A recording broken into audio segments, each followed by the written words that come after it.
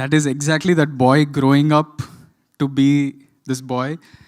వీనికి ఏంటంటే పెద్దగా అయినాక ఈ ఆదిత్య వాడు చాలామంది ఉంటాం యాక్చువల్లీ, అంటే people talk about purpose in life, passion in life, ఇది అది అని మాట్లాడతారు కదా. చాలామంది మనం మస్తు కన్ఫ్యూజ్డ్ ఉంటాం అబ్బా, అంటే లైఫ్లో ఏం చేయాలి, ఎలాంటి కెరియర్ తీసుకోవాలి, ఏం ఆపర్చునిటీ వస్తే ఎలా అవుతుంది, ఏ టర్న్ తీసుకుంటుంది లైఫ్ అనేది. వీడు కూడా అలాంటి సిచ్యువేషన్లు ఉన్నప్పుడు కాలేజ్లో వాడు suddenly his parents force him, అరే ఇక్కడ నువ్వేం చేయలేవు, ఇక్కడ నుంచి వెళ్ళిపోయి యూకేలో నువ్వు ఏదో కోర్స్ చేసి జాబ్ చేస్తే నీకు కట్నం వస్తుంది అనే ప్రెషర్ తోటి వాడు వెళ్తే, వాడు అట్లాంటోడు యూకేకి వెళ్ళినాక వాట్ ఈస్ హిస్ లైఫ్, అంటే లవ్లో పడతాడు, what kind of relationship he has, అది జెన్యూన్ లవ్వా కాదా, ఇవన్నీ.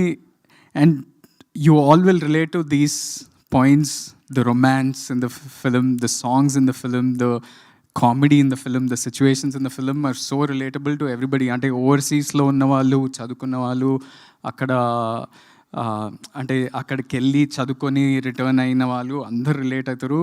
అక్కడ ఉన్న వాళ్ళే కాకుండా ఇక్కడ ఉన్న వాళ్ళు కూడా there's so much of the love story that you all will relate to. It's such a special film. It came out really well. I hope you all connect to it. Second point ఏంటంటే, నాకు ఎందుకో I don't know what is, అంటే నా observation ఏంటంటే ఇండస్ట్రీలో there is this thing that there is not enough Ram comms coming out.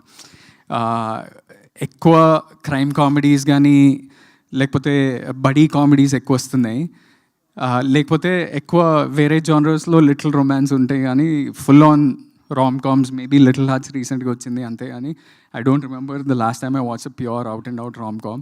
So this is one that will be coming out soon and I hope you all enjoy it.